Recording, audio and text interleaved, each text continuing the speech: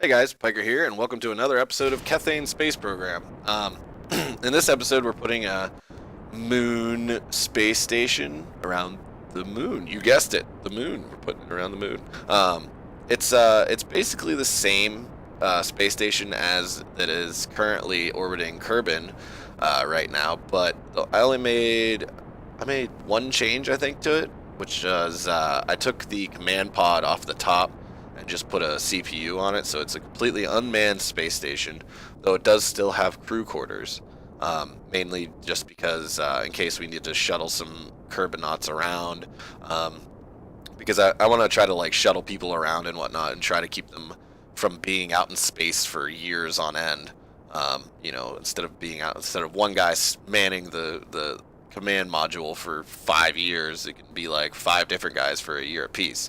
Because I'm trying to make it like I don't know, a little more realistic, make it a little more challenging, I guess.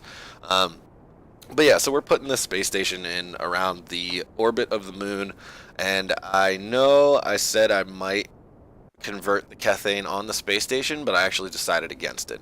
I think it would just made the space station too big and too bulky and a little bit unwieldy, I guess, because the Kethane parts for this mod are extremely heavy.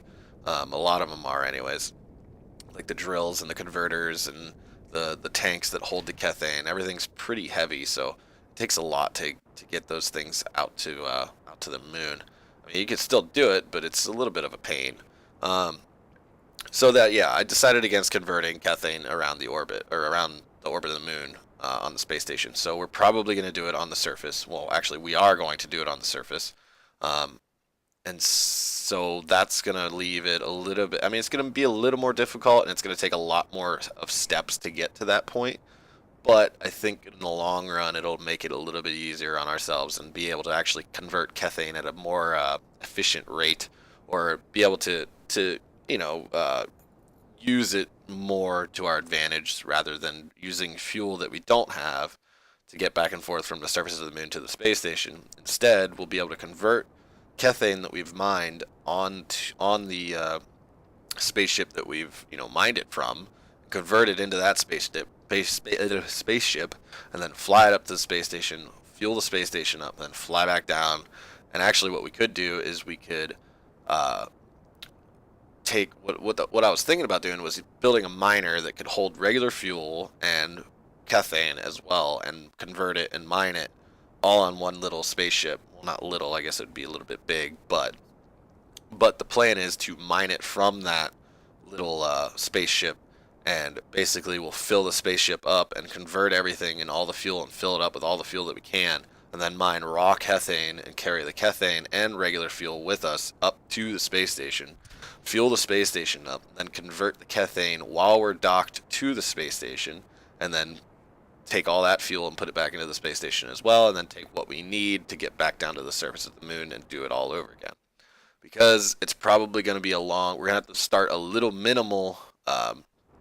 minimal mining operation first before we can actually get a full-blown moon base that's capable of mining and sustaining itself. So it's probably going to take a couple extra steps just to get to that point. So this is just a short little video to keep you guys in the loop, and so you guys aren't missing out on anything that's going on, or what I'm doing basically. I think the next thing that we're going to do is we're going to take a tug up there that I designed. It basically looks like a big X that has four outer engines and a little bit of fuel, but it's got docking ports on the top and bottom. So basically, we'll be using that tug to move things around the space station and to take things to the surface of the moon that aren't capable of doing it on their own. Um, so like taking like fuel tanks down and stuff that are that we can set up around the surface of the moon. But the biggest thing that I've run into so far is that we need to actually find Kethane deposits that are worth mining.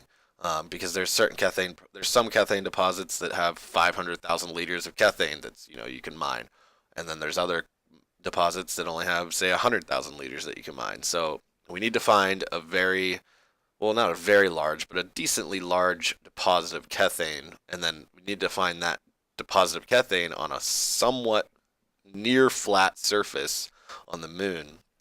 so we can actually build a base without having too much trouble or having things roll down hills or anything like that. So we need to actually there's a lot of setup involved, I guess would be the big thing. So the next thing we're probably going to do is we're probably going to take the tug that I designed out to this space station and dock it and let it sit, and then we're going to take a rover with a minimal crew with a small Kethane detector on it and take that out to the space station, then use our tug to take the rover and actually not dump it, but drop it off on the surface of the moon, and then we'll use that rover to drive around and find a nice flat spot so we can start setting up our mining operation. Um, so that's the plan so far. And then I haven't even wrapped my head around how I'm gonna actually design the moon base. I mean, it's gonna be pretty intricate to make it actually work. Because I'm gonna have to use docking nodes so I can transfer fuel from one thing to another, but I'm gonna have to dock them on the surface. So I'm trying to figure out how I'm gonna actually dock everything without it falling apart. It's gonna be pretty interesting because the space tug. I mean, the space tug that I designed is actually pretty cool, but it's probably only gonna be able to do so much. I mean, there's still limitations that we end up running into. And right here, I got a weird orbit, so I ended up fixing that with another maneuver node. Um, and I'm pretty sure I put this space station at around, I want to say 50,000 meters above the surface of the moon. So pretty much the main reason being is that because I wanted to make it far enough away, but close enough that it's the easiest that we can, rendezvous with it. I wanted to be able to rendezvous with it as easily as possible, because I think it would just been a pain if we put it out any further or any closer for that matter. Because at 50,000, you could still go inside the orbit and catch up with it, or you can go outside the orbit and have it catch up with you. So it's a pretty medium spot for the space station to orbit, I guess. And we should be able to very easily and efficiently get a miner to rendezvous with it, continuously without running into too many trouble or too many problems, anyways. Um, I also designed a miner it's pretty big and bulky. I think I'm going to redesign it a little bit, but I have a general idea of how I'm going to design a miner that'll actually be able to convert fuel and to mine Kethane at a reasonable rate. So that's so far. That's pretty much as far as I've gotten. I haven't even thought about actually a spot to land or Kethane deposit to actually to start mining from. But I do have the spaceships, all the spaceships that I need in my head and ready to go down in on paper, I guess, or to start building them in the game. Um, what else? What else was I gonna talk about? Oh, and the new 0.22 update should be coming out today. I don't know that's what it says on Steam, anyways. It says it's supposed to be out today, so that's gonna be sweet. I can't wait for that. I don't know if you guys have seen that, but it's gonna be it's super fun. It makes it look like it's gonna be actually a lot more challenging to get places that you need because you have to gather science, and the way to gather science is to actually to conduct experiments in the orbit around Kerbin or in the orbit of Moon or on the surface of the Moon or whatever.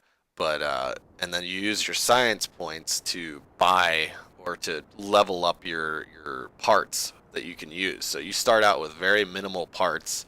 So you have to completely rethink of how you're going to design, spaceships to get around um, early, and then once you complete all of the tiers of science that you need, you'll be able to use everything like it was a sandbox again. But you have to work to the point to get to a sandbox mode, basically, which I think is going to be really really fun.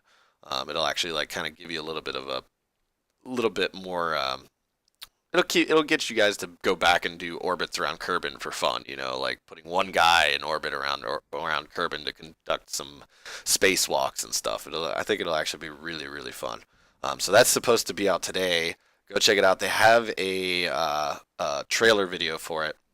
And the only thing I read is it's in testing right now, or has been in testing, and all I saw on Steam was that they said that it was supposed to release today, and they didn't really go into any more detail. Now, whether or not it's actually released today or not is a completely different story. I hope it is, because that'd be really sweet. But yeah, we got our space station in orbit around the moon, at around 50,000 meters.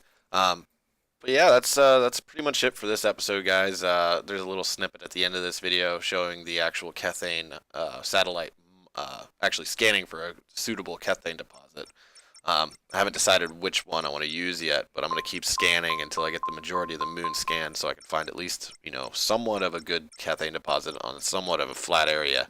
But yeah, that's pretty much it for this episode, guys. Thanks for watching. Don't forget to subscribe and like the video, leave comments. And yeah, so thanks for watching, guys, and I will see you next time.